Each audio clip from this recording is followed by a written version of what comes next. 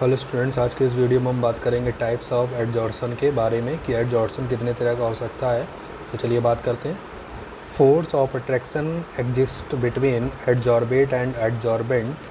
These can be classified into two types. ठीक है, एडजॉर्सन process में एडजॉर्बेट और एडजॉर्बेंट के बीच में लगने वाले फोर्स के बेसिस पर हम लोग एडजॉर्सन को दो पार्ट में क्लासिफाइड कर सकते हैं। इसमें फर्स्ट होता है बेटा फिजिकल एडजॉर्सन, जिसको हम लोग नाम देते हैं फिजिसॉर्प्शन। फिजिकल एडजॉर्सन यानी जो फोर्स वर्क करेगा वो एक तरह का फिजिकल अट्रैक्शन फोर्स होगा, और फिजिकल अट्रैक्शन फोर्स आपका एक वांडर वाल फोर्स भी होता है। ठीक है, इसलिए इसको हम लोग नाम देते हैं फिजिकल एडजॉर्सन, और इसको हम लोग फिजिसॉर्प्शन के नाम से भी जानते हैं। तो क्या होता है, चलिए। When the force of attraction existing between adsorbent and adsorbate and adsorbent are weak van der Waals force of attraction, the process is called physical adsorption. ठीक है, यानी जब एडजॉर्प्शन प्रोसेस में एडजॉर्बेट और एडजॉर्बेंट के बीच में जो फोर्स वर्क करेगा वो वीक वांडरवाल फोर्स होगा, तो उसे हम लोग नाम देते हैं फिजिकल एडजॉर्सन, क्योंकि जो वांडरवाल फोर्स ऑफ अट्रैक्शन होता है एक तरह का फिजिकल फोर्स होता है। ठीक है, इसलिए नाम देते हैं फिजिकल एडजॉर्सन या फिजिसॉर्प्शन। ठीक है, फिर उसके बाद physical adsorption takes place with formation of multi layer of adsorbate on adsorbent. ठीक है, it has low enthalpy of adsorption, यानी कि हम फिजिकल एडजॉर्सन में अगर बात करें, जैसे कि किसी भी सरफेस के ऊपर डस्ट का जमा होना, डस्ट का धूल पार्टिकल का डस्ट पार्टिकल का इकट्ठा हो जाना। तो हम लोग क्या देखते हैं, कोई आपकी जो सरफेस है तो उसके ऊपर अगर एक बार धूल के कण जमा हो गया इस तरह से, ठीक है, तो इसके ऊपर ऐसा तो है नहीं कि और धूल कण जमा नहीं हो सकते, तो और भी धूल के कण इसके ऊपर क्या हो सकते हैं, स्टेबलाइज हो सकते हैं। तो हम लोग क्या देखते हैं कि जब किसी सरफेस के ऊपर धूल डस्ट पार्टिकल जमा होते हैं, तो अगर एक पार्टिकल जमा हो जाता है तो उसकी जगह दूसरा पार्टिकल नहीं आ पाएगा, तो उसको क्या करना होगा, उसके ऊपर जमा होना होगा। तो इस जो प्रोसेस होता है ये कैसा होता है, मल्टी लेयर होता है, यानी एक के ऊपर एक लेयर जो एडजॉर्बेंट है उसके ऊपर एडजॉर्बेट पार्टिकल की लेयर बाय लेयर जमा होती चली जाती है, इसलिए बोलते हैं जो फिजिकल एडजॉर्सन होता है वो क्या होता है, मल्टी लेयर होता है। ठीक है, साथ ही अगर हम जो इनके एडजॉर्बेंट और एडजॉर्बेट के बीच में जो फोर्स वर्क कर रहा है वो वीक वांडरवाल फोर्स है, यानी कि अगर हम एडजॉर्बेंट सरफेस से एडजॉर्बेट मॉलिक्यूल के या डस्ट पार्टिकल को हम हटाना चाहें तो आसानी से अलग कर सकते हैं, यानी आसानी से अलग कर देंगे, मतलब इसको करने में जो एनर्जी लगेगी वो कम लगेगी। इसलिए बोला जाता है कि it has low enthalpy of adsorption, यानी इसकी जो एंथैल्पी और एडजॉर्सन होती है, यानी इनके बीच में जो अट्रैक्शन फोर्स लगता है वीक होने की वजह से जो एंथैल्पी होती है एडजॉर्सन प्रोसेस की, जो एनर्जी लगती है एडजॉर्सन प्रोसेस में वो कम होती है, यानी एंथैल्पी और एडजॉर्सन जो होता है वो कम होता है। ठीक है, और यानी कि डेल्टा एडजॉर्सन जो वैल्यू होती है फिजिकल एडजॉर्सन में वो 20 to 40 किलो जूल पर मोल हो सकती है। ठीक है, फिर क्या है, it takes place at low temperature below boiling point of adsorbate. ठीक है, as the temperature increases process of physisorption decreases. जो फिजिकल एडजॉर्सन का प्रोसेस होता है वो लो टेम्परेचर पर होता है, और जैसे जैसे टेम्परेचर बढ़ेगा फिजिकल एडजॉर्सन की जो वैल्यू होती है वो धीरे धीरे क्या करती है, डिक्रीज करने लगती है, यानी कि एडजॉर्बेंट सरफेस पर एडजॉर्बेट मॉलिक्यूल का इकट्ठा होना धीरे धीरे क्या होने लगता है, कम होने लगता है।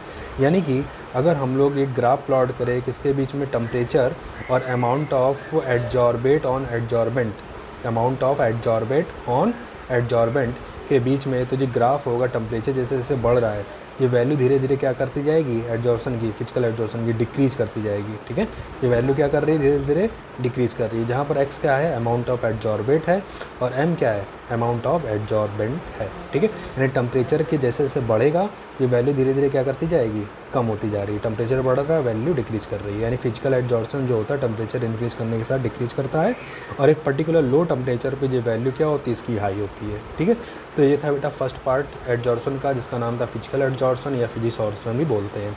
अब हम बात करेंगे बेटा केमिकल एडजॉर्सन, जिसको केमिसॉर्प्शन बोलते हैं, यानी जब अगर एडजॉर्बेट और एडजॉर्बेंट के बीच में जो फोर्स वर्क करे वो एक तरह का केमिकल फोर्स हो या एक तरह की केमिकल बॉन्डिंग हो, तो हम लोग उसको क्या नाम देने लगेंगे, केमिकल एडजॉर्सन या केमिसॉर्प्शन। ठीक है, नाम से ही पता चल जाता है। ठीक, तो वही चीज़ यहाँ पर है, when the force of attraction existing between adsorbate and adsorbent, ठीक है, are chemical force of attraction और chemical bond, the process is called chemical adsorption. अगर एडजॉर्बेट और एडजॉर्बेंट मॉलिक्यूल के बीच में जो फोर्स वर्क करेगा वो एक तरह का केमिकल फोर्स ऑफ अट्रैक्शन हो या कहते केमिकल बॉन्डिंग हो, तो इस प्रोसेस को हम लोग नाम देने लगते हैं केमिकल एडजॉर्प्शन या केमिसॉर्प्शन भी बोलते हैं, ठीक है। Chemisorption takes place with formation of unilayer of adsorbate on adsorbent. तो जैसा कि आप जानते हैं एक तरह की केमिकल फोर्स है, केमिकल बॉन्डिंग है, और केमिकल बॉन्डिंग की अगर किसी एक मॉलिक्यूल के दूसरे मॉलिक्यूल के साथ हो जाती है तो तीसरा मॉलिक्यूल उसके साथ बॉन्डिंग नहीं कर सकता। मतलब एक लेयर फॉर्म होने के बाद जो दोबारा अपने ऊपर दूसरी लेयर जमा होने नहीं देगा जब तक कि वो पहले वाली लेयर वहाँ से हट ना जाए। यानी कि जो केमिकल एडजॉर्प्शन होता है वो यूनी लेयर होता है, यानी एक लेयर बनने के बाद इसके ऊपर दूसरी लेयर जमा नहीं हो सकती। यानी एक बार केमिकल बॉन्डिंग होने के बाद दूसरा मॉलिक्यूल उसके साथ केमिकल बॉन्डिंग नहीं कर सकता जब तक कि पहले वाली केमिकल बॉन्डिंग ब्रेक ना हो जाए। तो वही बोलते हैं chemisorption takes place with formation of uni layer of adsorbate on adsorbent, ठीक है। It has high enthalpy of adsorption. जैसा कि आप जानते हैं जो केमिकल बॉन्डिंग होती है बहुत ही स्ट्रॉन्गर होती है, तो इसका मतलब यहाँ पर जो केमिसॉर्प्शन का जो प्रोसेस होगा उसकी जो एंथैल्पी होगी बहुत ही हाई होगी, और जो केमिसॉर्प्शन की एंथैल्पी चेंज होता है वो आपका 200 to 400 किलो जूल पर मोल के बराबर होता है।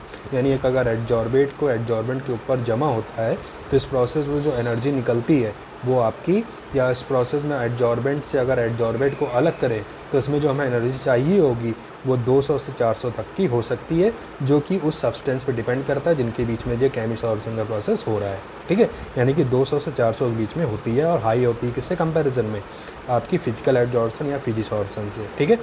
फिर क्या है, इट कैन टेक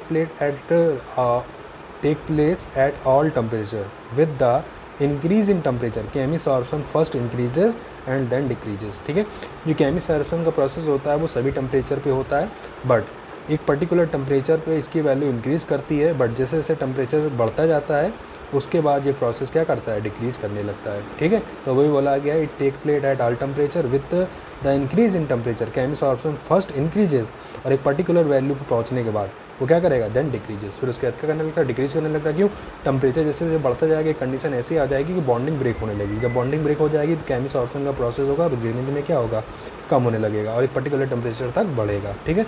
यानी कि अगर हम टेम्परेचर और amount of adsorbate on adsorbent के बीच में ग्राफ प्लॉट करें तो आप क्या देखेंगे, स्टार्टिंग में जो प्रोसेस धीरे धीरे इंक्रीज़ करेगा और एक पर्टिकुलर टेम्परेचर के बाद धीमे धीमे ये प्रोसेस क्या करेगा, डिक्रीज़ करने लगेगा। यानी कि जो केमिसॉर्प्शन प्रोसेस होता है उसमें एडजॉर्बेट का और एडजॉर्बेंट मॉलिक्यूल के ऊपर जमा होना पहले एक टेम्परेचर, पार्टिकुलर टेम्परेचर तक इंक्रीज़ करता है और उसके बाद वो धीमे धीमे क्या करने लगता है, डिक्रीज़ करने लगता है, ठीक है।